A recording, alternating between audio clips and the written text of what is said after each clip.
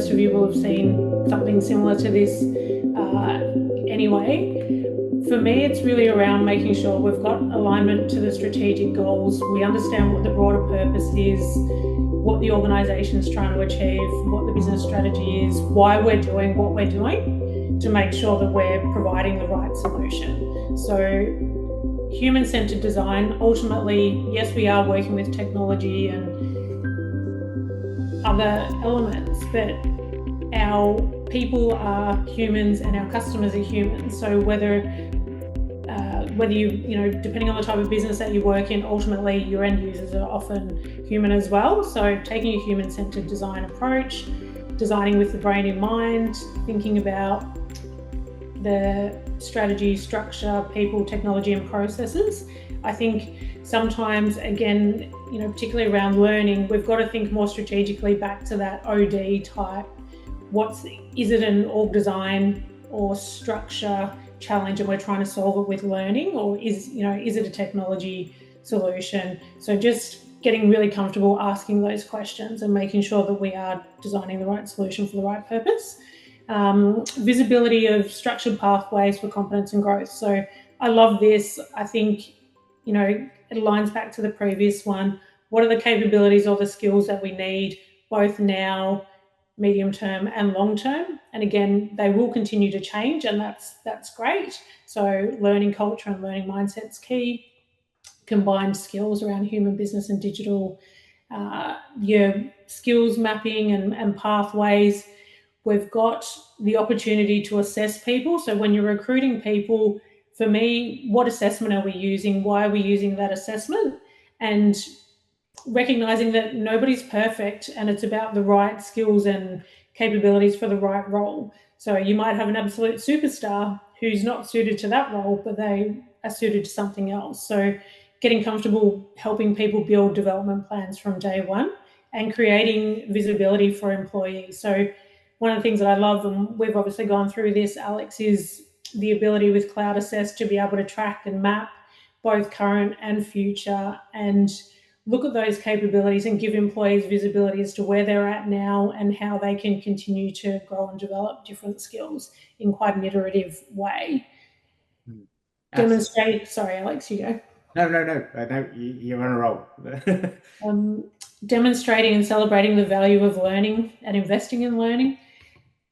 This is huge for me as we're developing the learning strategy, being really clear on the measures. So again, being able to link it back to commercial drivers. I saw a presentation the other day in Sydney. I was at a conference.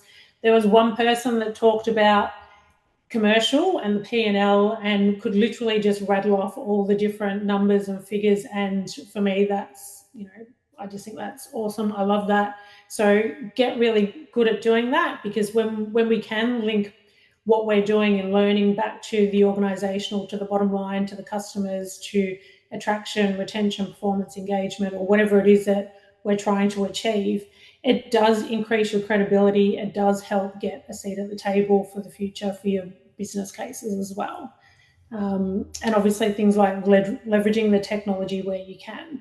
So having that holistic approach around your strategy.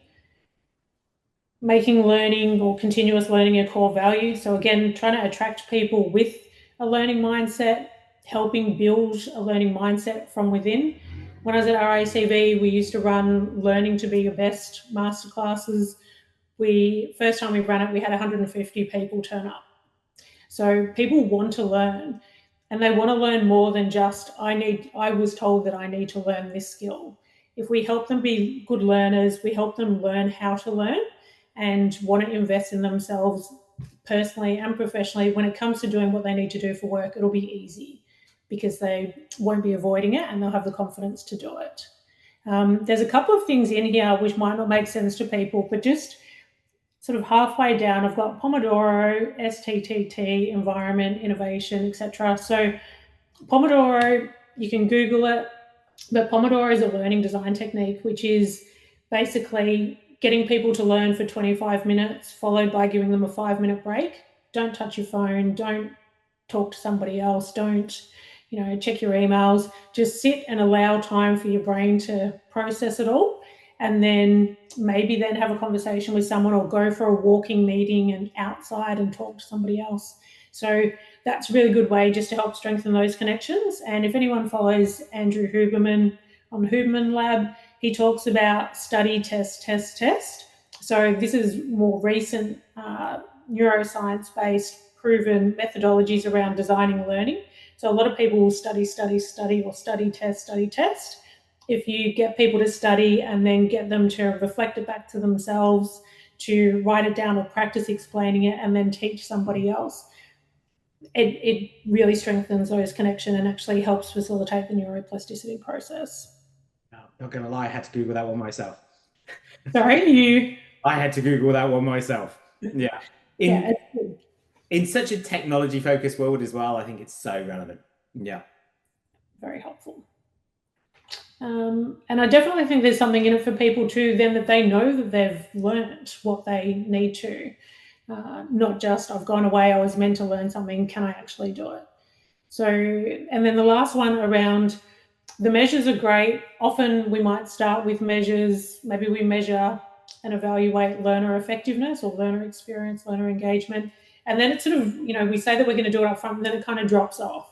And maybe we don't ever share it back to the leadership team or the CEO or whoever it is in the organization that we've made these commitments to. So get really comfortable with measuring, evaluating, sharing the insights, get comfortable with the failures and the things that don't work, test, learn, and iterate. But this is a really good way for us in learning or in any role to take ownership and accountability, hold ourselves accountable to deliver what we said we would, and then also promote and market the value of what you've done. So if you said that it was going to shift these metrics, being able to then go back and say, yeah, like these programs have led to an increase in engagement, retention, performance, capability uplift, multi-skilling, mobility, whatever it is that you're trying to measure. Don't just share the data, tell the story. What does it mean?